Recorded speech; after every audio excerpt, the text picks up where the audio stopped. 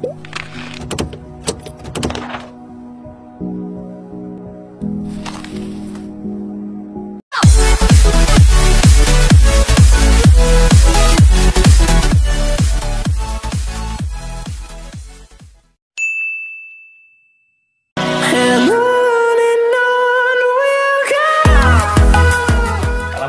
warahmatullahi wabarakatuh, teman-teman semua. Bertemu lagi dengan saya Susanto.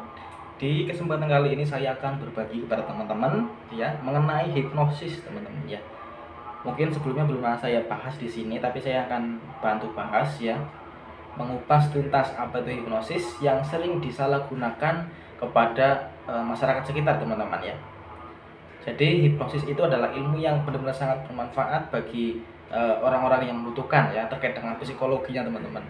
Tapi banyak sekali oknum-oknum atau orang-orang yang mensalahgunakan ya untuk melakukan kejahatan seperti mencopet, terus ya mengambil barang-barang orang yang di hipnosis itu ya. Itu yang paling salah, teman-teman, paling salah, ilmu yang salah namanya, tidak bermanfaat seperti itu ya. Di sini saya akan memberikan informasi ya terkait itu ya. Jadi seperti apa kriteria orang yang mudah dihipnosis dan hal-hal apa yang menyebabkan kita itu gampang dihipnosis. Saya akan menjelaskan itu ya. Bagaimana kita kok bisa dihipnosis? Kok tiba-tiba lagi duduk di jalan, mungkin tiba-tiba didatangkan orang, terus kita nggak tahu apa-apa, tiba-tiba kayak orang linglung, barang-barang kita diambil tanpa sepengetahuan kita ya. Itu ada penyebabnya, teman-teman ya. Ada hal yang harus teman-teman itu perhatikan ya, seperti itu. Jangan sampai kita lengah dan jangan sampai kita dipermainkan ataupun dijahati, teman-teman, seperti itu ya. Oke, sebelum itu yang belum subscribe silahkan subscribe di bawah ini, teman-teman, biar nanti tidak ketinggalan video menarik lainnya, seperti itu ya.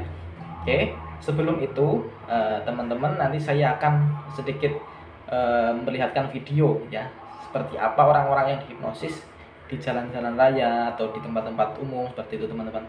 Silahkan tonton video ini dulu, nanti akan saya jelaskan bagaimana orang-orang yang jahat itu melakukan hipnosis kepada masyarakat seperti itu. Kejahatan berupa pencurian kendaraan dengan modus menghipnotis menimpa seorang driver ojek online atau ojol di Jakarta Barat. Peristiwa hipnotis tersebut sempat terekam oleh kamera CCTV yang berada di sekitar lokasi kejadian hingga viral di media sosial. Dalam video tersebut, yang viral terlihat seorang driver ojol sedang membonceng seorang pria berbaju biru. Sang korban Muhammad Fikri Basuki mengunggah peristiwa yang ia alami itu di akun Facebooknya hingga viral di media sosial. Dilansir dari kompas.com, Fikri membenarkan bahwa dirinya mengalami kejadian tidak mengenakan tersebut, yakni kehilangan sepeda motor karena terhipnotis.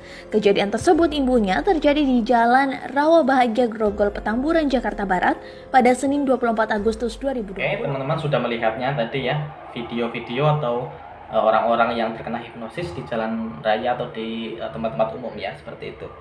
Tapi sebelumnya teman-teman jangan salah sangka dulu, intinya jangan berpikir negatif mengenai hipnosis ya, seperti itu. Karena hipnosis itu adalah suatu ilmu yang sangat bermanfaat jika digunakan dengan benar, seperti itu. Seperti saya ini belajar hipnoterapi, terapi hipnosis itu untuk kepentingan-kepentingan orang yang membutuhkan, seperti masalah psikisnya terganggu dan lain sebagainya. Itu baru yang namanya ilmu hipnosis yang benar ya, yang bermanfaat buat orang lain, bukan untuk mencelakakan atau menjahati orang lain seperti itu. Itu salah, teman-teman ya. Jadi jangan berburuk sangka dulu mengenai hipnosis ya, karena tidak semua orang menggunakan ilmu itu dengan sembarangan, seperti itu, teman-teman ya. Oke, jadi seperti itu, teman-teman. Jadi untuk bagi kalian yang sedang di jalan raya atau tempat-tempat umum sendirian, itu juga hati-hati ya. Ada beberapa faktor yang mempengaruhi kalian itu bisa terhipnosis, seperti itu ya. Oke, terus kita bicara masalah kondisi dulu ya. Orang yang mudah dihipnosis itu adalah orang yang kondisinya itu berada di kondisi trance ya. Kalau di bahasa hipnosis, ilmu hipnosis itu ada kata-kata trance ya. Trance itu adalah kondisi di mana kita itu mudah sekali disugesti, mudah sekali itu dipengaruhi, teman-teman ya, seperti itu. Itu namanya trance ya. Terus seperti apa kondisi trance? Kondisi trance adalah yang pertama, contohnya teman-teman ya, kita bermain game, mungkin ada 1 jam bermain game, itu kita lagi berada di kondisi trance teman-teman, kondisi hipnosa seperti itu. Jadi mudah sekali dipengaruhi teman-teman ya, seperti itu. Terus contohnya apa lagi? Kita sedang melamun itu juga kondisi trance, itu gampang banget dipengaruhi teman-teman, gampang banget intinya di hipnosis lah, di sugesti itu paling gampang ya. Terus selanjutnya itu apa namanya, kayak orang tidur tindihan itu juga di fase trance, kondisi trance itu mudah sekali untuk disugesti teman-teman ya. Terus ada lagi seperti kita melamun tadi udah ya, terus main gadget, main game itu juga kita kondisinya itu kondisi trance ya. Terus mungkin nonton film kita menghayati banget, kita mengikuti alurnya banget, kita sampai mungkin berempat sampai nangis itu juga kondisi trance teman-teman ya, seperti itu. Terus kita berkendara teman-teman ya, mengendarai motor sambil memikirkan sesuatu lah seperti itu, oh tiba-tiba sampai sudah di tujuan kok gak kerasa ya, itu kondisi trance teman-teman ya. Itu paling mudah sekali untuk sugesti teman-teman atau dipengaruhi teman-teman seperti itu ya. Terus selanjutnya apalagi melamun itu paling bahaya teman-teman ya. Untuk melamun paling bahaya benar-benar. Jadi untuk teman-teman yang di luar sana apabila keluar rumah di jalan-jalan atau di tempat umum, jangan lakukan hal itu teman-teman. Jangan bermain gadget ataupun sambil melamun lah, pokoknya seperti itu. Jangan melamun, terus intinya jangan pikiran gitu tuh fokus lah. Nah, seperti itu teman-teman ya. Jika kita berada di luar rumah, di tempat-tempat umum, benar-benar harus hati-hati, ekstra hati-hati. Berhubung sekarang banyak sekali modus-modus kejahatan seperti itu teman-teman ya. Jangan sampai teman-teman semua itu kena dengan modus seperti itu ya.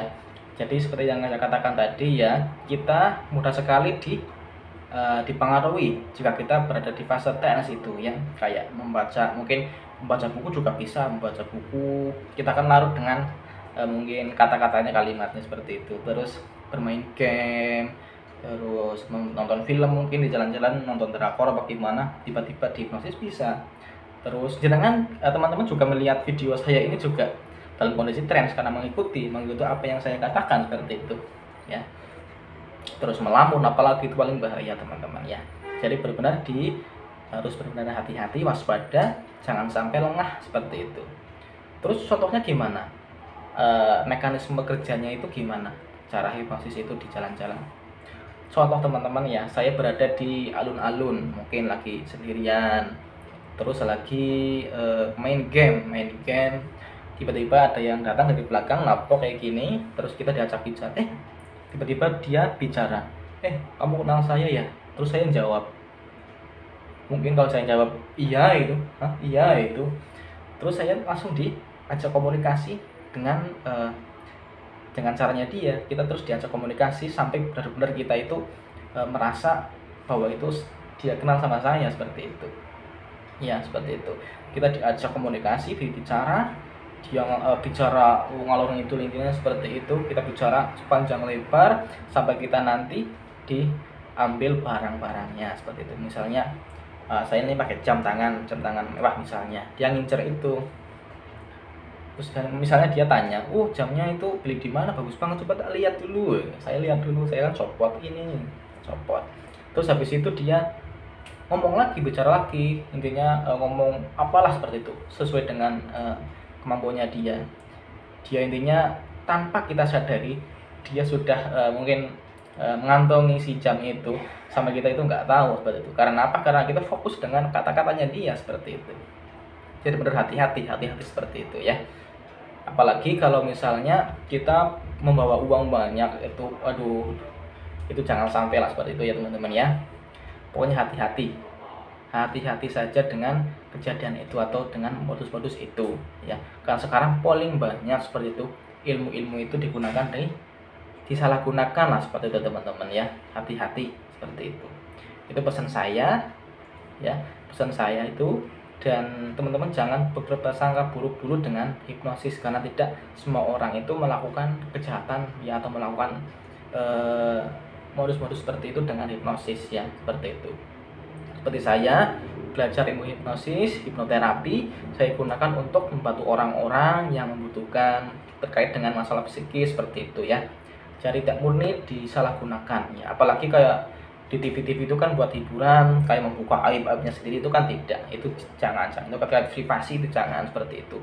Tapi benar, ini hipnosis ini adalah ilmu yang insya Allah bermanfaat, tidak ada efek samping ya, tergantung dari terapisnya itu ya, seperti itu ya. Jadi teman-teman, pesan saya ingat, waspada di luar sana, jangan sampai terlena ataupun masuk pada kondisi trans itu teman-teman ya. Itu itu kan kalau bicara dengan gelombang otak itu kan kita berada di gelombang alpha theta teman-teman ya. Jadi kondisi dimana kita itu mudah sekali dihipnosis, itu kondisi-kondisi trans itu sendiri seperti itu ya. Jadi teman-teman waspada ya, jangan sampai di luar sana mudah bisa ada orang yang tiba-tiba sok kenal, itu kita nggak kenal, tiba-tiba sok kenal, ngobrol akrab banget, itu hati-hati teman-teman, hati-hati, tetap fokus pada diri kita seperti itu. Jangan sampai kita itu terlena ataupun ikut dengan komunikasinya seperti itu ya. Oke, cukup sekian, moga-moga bermanfaat ya buat teman-teman semua. Jangan sampai salah persepsi mengenai hipnosis teman-teman ya, jangan sampai salah persepsi. Oke, terima kasih yang sudah subscribe, terima kasih banyak, dukung terus channel ini teman-teman ya. Sampai jumpa, assalamualaikum warahmatullahi wabarakatuh.